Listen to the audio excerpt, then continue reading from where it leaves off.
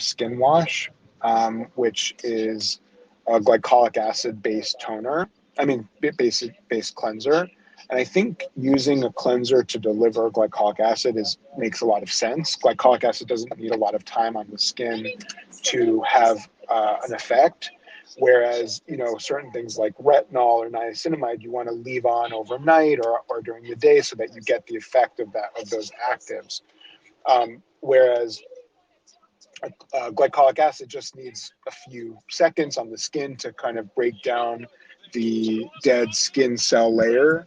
And so I think using it in a cleanser is really nice, and it allows your cleanser kind of to have multiple different purposes. One is it cleans your face, but two is that it gives you kind of like a nice glow and exfoliates you in a chemical way.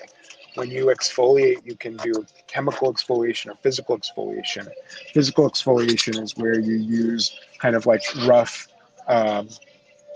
particles to abrade the skin, and that can be done occasionally, but can cause a lot of irritation and a lot of skin damage. So it's always better to exfoliate chemically, and the best way to exfoliate chemically is with alpha hydroxy acids.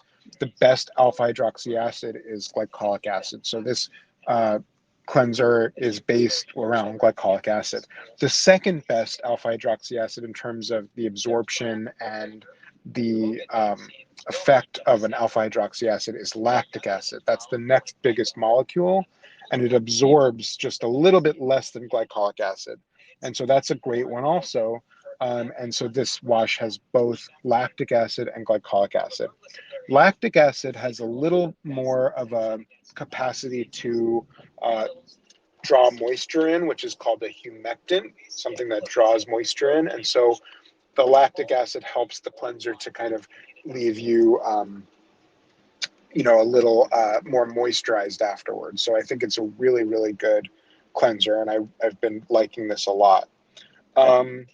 Then, a toner would be the next step in a skincare routine. Not everybody has to use a toner for sure. Nobody has to use a toner at all, but it's another way to add some hydration to the skin and add any other active you might want. So a toner that I've really liked that I've discovered over the past few